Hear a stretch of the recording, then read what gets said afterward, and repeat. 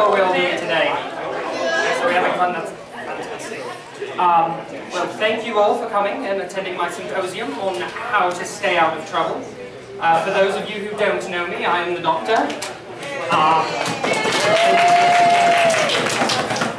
And it's very nice to meet you all.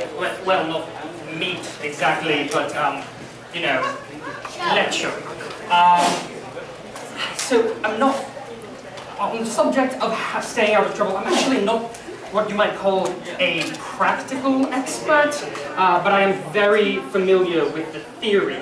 So to start off, I would like someone to give me a sort of a commonplace setting where you might find yourself in a bit of trouble. Anyone? This room, Anyone? please, back there. Did I hear the third moon of Grundle back there? Yes, I believe I did. It's funny you should mention the third moon of Grundle. I've got the best story about... River, what are you doing here? Nothing, sweetie. Just carry on with the lecture. Oh, okay, well, the third moon of Grundle might seem like an excellent place to take a holiday. They've got all those beautiful pictures on the... What exactly is going on out there? Nothing, sweetie. Just Carry on. Don't worry about me. Don't let anyone leave this room. Why not? What's happening? Is it something good?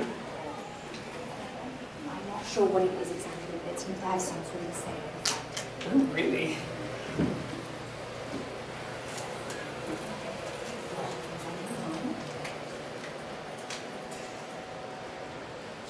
They suspect anything. All right, everyone. I don't want to cause any sort of panic, but for your own safety, please do not leave this room like this is all here. Ladies and gentlemen, my associate archaeologist, Professor Riversong. Right, yes. Class, this is actually a great teaching example. An example of what? On how to stay out of trouble. Yes. Stay far away from him. You never do. Says I'm my trouble. Do you really think we should be flirting when we're in danger? If I didn't, I'd never get any chance. Now, in this instance, class, the first step to staying out of trouble is to assess the information. Step 1. Information. Spelled correctly, perhaps. Maybe next time we'll give it another shot. So, Professor Song has told us that there is a situation of grave danger going on outside that door, but she hasn't told us what exactly. I didn't want to create any sort of panic. I wanted to remain calm. River, you really must learn to think more of people. It would be very nice if, for the class, you could tell us what's going on out there. All right, but you have to promise not to go out there. Whatever that thing is, it seems to have some sort of a sedative effect. Oh, really? Only you would get excited about a narcotic forest of thorns knocking out an entire hotel full of people. Thorns? Really? River, you really think that these intelligent young people would go running around in a frenzy because there's some sort of thorn gardening incident going on out there? Sweetie, the thorns are filling the entire hotel complex. And everyone that's come in contact with them is lying unconscious on the ground floor. I'd tell you to see for yourself, but that thing grows so quickly I'm not entirely certain we can safely open the doors. Well, how are we supposed to get out of here? Take the TARDIS? It's not in here. No, of course it's not in here! Well, then where is it? Blended in so nicely with the convention floor. This is just wonderful. You can't... I'm here to teach a class. You can't just expect me to expect this sort of thing to happen. I don't understand how you can expect this sort of thing not to happen when you're around. I thought you said you liked trouble. Never said I didn't. But this particular trouble is getting in the way of a study I was conducting. Lesson number 2, class. Don't become an archaeologist. You'll bore yourself to sleep, which is likely what happened to everyone downstairs. Were they all archaeologists? I was conducting a study on the ancient indigenous people of this region. It just so happens that this hotel is located very near one of their sacred grounds. Show of hands of anybody who wants to hear more about rivers, archaeology. See, they don't care. They want to hear about your bramble monster. I never said it was a monster. Yes, I know, but it sounds so much better if it is a great big bramble monster from space. No, it's from space. Of course it is. You know, I find that things from space are always, you know, more interesting and good-looking and clever. What was I talking about? Right, space. You're getting ahead of yourself, Doctor. Yes, I am, but River, the wonderful thing about getting ahead of yourself is you always know where you're going. And that is? Lesson 2, subsection beta, assess the information. Wasn't that lesson 1? Yes, but I hadn't finished. So, class, what do we know so far? Anybody? Rivers told us information going on outside. Yes, you in the back there. Thorn monster. Yes, there is a bramble monster. I like him a lot. Got the thorns. Perfect. And anything else? What do we know? Putting people to sleep. Yes! So intelligent. This is an easy class when they all know what's going on. There we are. See? Look at all that. Look at all that we know. That's not much. River, that's tons, that's plenty. There are literally thousands upon thousands of different possibilities of the... No, that's not much. We're going to have to narrow that down a bit more. Which brings us to lesson number 3. Get more information. How is this supposed to keep you out of trouble, exactly? Well, it's not. But once you're in trouble, the only way to stay out of trouble, River, is to get out of trouble. So, does anybody know how we get more information in this instance? Time travel. Yeah, we can't go outside, and the TARDIS is downstairs, but we can ask River, who has already seen the Thousand and Bramble Beast firsthand. What happened exactly, River? Well, there was some sort of a commotion out by the gazebo. There was a girl lying unconscious on the ground. I wasn't the first to get to her, and by the time I did, the thorns had already started growing all around her. Oh, so the thorns came from the girl? Well, from somewhere near her, at least. Okay, that's good. That's good. More information is always good. See, that's why we ask River. So, tell me more about her. Well, she was young, slender, human. She had long, silvery blonde hair.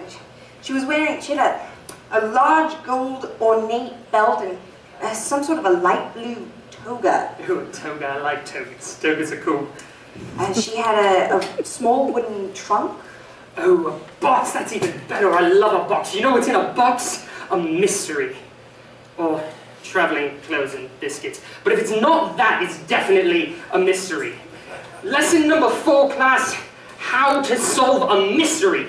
Follow the clues, always taste everything, and always question the butler, and don't Sweetie, the butler ever. Sweetie. Yes. None of that is applicable. Well, you could taste something, or smell. Oh, that's a good question. What did it smell like? Nothing notable. Well, then you should have tasted it. Lesson 4, never taste anything that might be poisonous. River, I've already done lesson 4. Oh yes, of course. Silly me. But River does make an excellent point, class, for the sake of safety. Always taste everything, unless, of course, it might be poisonous to you, then don't taste it. Do you think it was poisonous? Well, not a poison necessarily, but some sort of a venom or a gas. Something had to knock that girl out, and then everyone around her began to pass out as well. That was when I ran. Okay, well, tell me more about the box. That's where the real mystery is here. I think it was empty. It was lying open. Okay, well, nothing in the box. Well, who was the girl? Does anybody know her? Silvery blonde hair, blue toga, toting around a box. You in the back there. Sleeping Beauty. Sleeping. I don't think that... I haven't seen Sleeping Beauty. Doctor, I think she's a cosplayer from a popular book and television series, Game of Thrones. Oh, is that like Downton Abbey? I love Downton Abbey. Ooh, I don't think so. No, Maggie Smith, she's fantastic. Don't you just love her? The Doctor, it says this girl, she's the mother of dragons. No, River, you know there's no such thing as dragons. Yes, Doctor, but the ancient indigenous inhabitants of this region did have a number of incendiary customs, both involving farming the fire and creating small, controlled fires to prevent larger scale fires. Yes, River, and of course, where there's smoke, there's fire, and where there's fire, there must be dragons. No, well, wait, actually, there might be some weight to that. But why now? Why here at a hotel of all places? I don't know yet. Give me more time. I don't know how much time we have. Even if the brambles don't breach the door, that thing just grows so quickly, I don't know how much longer it'll be until our path of escape is completely cut off. Okay. Then tell me more about this archaeology thing you were doing. You wanted me to casually summarize an entire anthropological and archaeological study? Yes. No. Just give us the interesting bits. I can tell you that I was initially interested by some of their incendiary customs. Just a footnote of another footnote in another text I was reading, but something seemed a bit off, as though there was some essential piece of information missing. Yes, can't imagine how that would feel. Well, there were a number of things that were a bit odd, but the biggest one is that there was this event, a ritual, that had to be performed every 16 years, always in the same location, and always in early spring. There was no further explanation. What's the event? It didn't say, only that it was very important and that number reappeared. Okay, we'll add it to the list.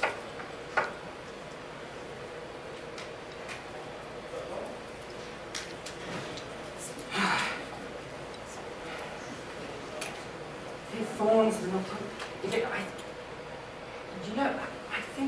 I think you might be right.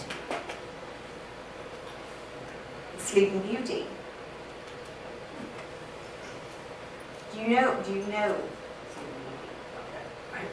I believe I know the man who wrote it. He wrote a ballet about it, dreadfully boring ballets, almost as bad as archaeologists. No, she's the princess with the apple. No, she is the princess. Oh, with the hair, yes, the long hair. And... No. Oh, the bold princess. Oh, she was always my favorite. No. Dr. Sleeping Beauty. A spiteful fairy lays a curse on the innocent princess because her parents didn't invite the fairy to the christening. That's not as good as the bold princess. That one has pirates. The princess is cursed, so that on the 16th birthday she'll prick her finger on the spindle of the spinning wheel, fall asleep for 100 years. Oh, yes, my friend did write a ballet about that, and it was dreadfully boring. Always putting me to sleep. But... I think we're getting away from the point, Doctor. Yes, we are getting away from the point, which is, what do fairy tales teach us? They're cautionary. Little Red Riding Hood teaches you not to trust strangers. Goldilocks and the Three Bears teaches you not to be picky. And what does Sleeping Beauty teach us? Not to touch spinning wheels? No, not to touch the This is very important. Did you see any spinning wheels? No, sweetie. But the brambles in the story, a fairy protects the castle with a forest of thorns to protect the sleeping princess. Yes, well, it's a bit muddled. Fairy tales, they're told early on through oral history. It's like a giant game of telephone, so it begins as a cautionary tale through telling and retelling. By the time it gets to the end, it's so diluted, it's just a bedtime story with a happy ending. The fairies, they didn't create the thorns to protect the sleeping princess. It's more like they're there to protect the dragon egg. So that there's a snap waiting? Yes. Well... So there is no spinning wheel? No, really, I take everything so literally. But then, where did the brambles come from? Well, in the story, it's a security system, so... Well, if it's a bit muddled, then it's less likely to protect the sleeping princess, but to protect the dragon eggs until they have time to mature. Yes, yes. But surely they're not all going to sleep for 16 years. No, no. It wouldn't be long before their bodies were so deprived of nutrition that their brains ceased to function. River, why have you been yawning so much? I'm not. Where did you get this cut on your arm? It's nothing. I probably just nipped it on a door. I'll be fine. River. River. River, don't go to sleep. If you go to sleep, you could die. And you don't die here, I know. I've seen it. It's a fixed point in time. If you die here, you rip a hole in time. How does the story end? You know, I can't tell you that. We're still writing the ending. Make it a good one.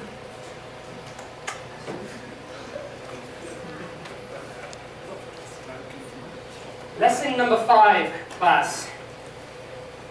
Don't hurt anyone I care about. Don't ever hurt anyone that I care about. If you want a lesson on staying out of trouble, write that down. Whatever did this, whatever thing did this, I will stop them. So what do we know? We've got a hotel full of thorns. Everybody's falling asleep. 16 years. But 16 years, people don't just sleep for 16 years. Not without being plugged into all sorts of things and machines that go boop. And besides, when the dragons hatch, they wouldn't have a fresh snack waiting for them. They'd have a pile of human bones, which is a completely appalling image we can move right on from. So there must be something more to the venom. We don't have access to the brambles, and don't have access to the eggs. Oh, what's that? Okay, yes, we do have the victim, yes. Yes. What do you do when you can't ask River? You move on to lesson number 6. Always scan everything. As a revision, perhaps that should be earlier in the lesson. What do you do when you can't ask River? You ask River.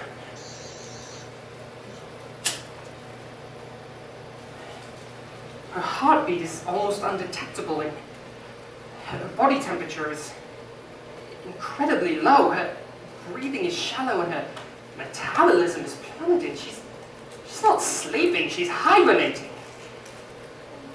Yes, that's it. That's the only way the princess could have slept for 16 years or 100 years or whatever it is. I should have listened to River. I mean, I was listening, but I wasn't listening. She said, how does the story end? She wasn't talking about our story. She was talking about Sleeping Beauty. Okay, how does the story go? Okay, the gallant prince rides to the castle. He slices through the forest of thorns. He slays the dragon, and then the audience cheers and I wake up because I've fallen asleep at the ballet. I really need to learn to listen to River more. Don't tell her I said that. Okay, but if the fairy tale is cautionary, then it has to hold the key to the solution. He kisses the princess. A kiss? A kiss? That's what River was trying to say. It's not to prick your finger, it's that true love's kiss will break the curse. Oh yes, that's... So kiss her. Right, but a kiss, how can a kiss... Oh, but if the kiss isn't just a kiss, her breathing is shallow. It's so incredibly shallow that if I were to introduce an excess of carbon dioxide, I could send a signal to her brain that would sort of reset it and get her breathing normal again. If she asks, you kiss her.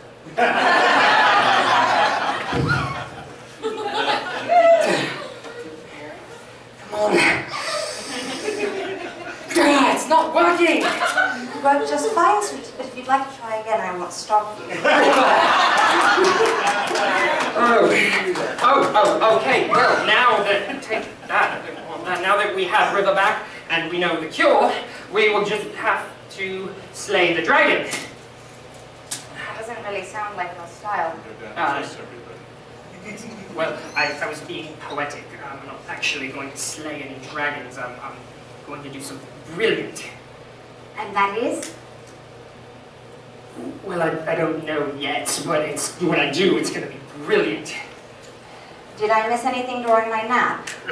No, absolutely. Hardly noticed you were gone. Well, it seems to me we have 16 years until the dragons hatch. Unless they don't hatch at all. Of course, it's so simple. The ritual that was performed every 16 years, it was to prevent the dragons from hatching. Yes, so now we just have to reenact the ritual that we know nothing about, and everything will go back to normal for a while. Fire, Doctor! Yeah, Pivot, if you're suggesting that I let you burn down another hotel, you are out of your mind. They had all those incendiary costumes.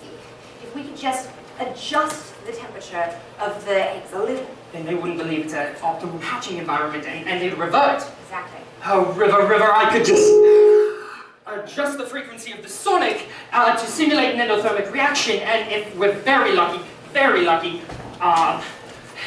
stop the eggs and disable the defense mechanism.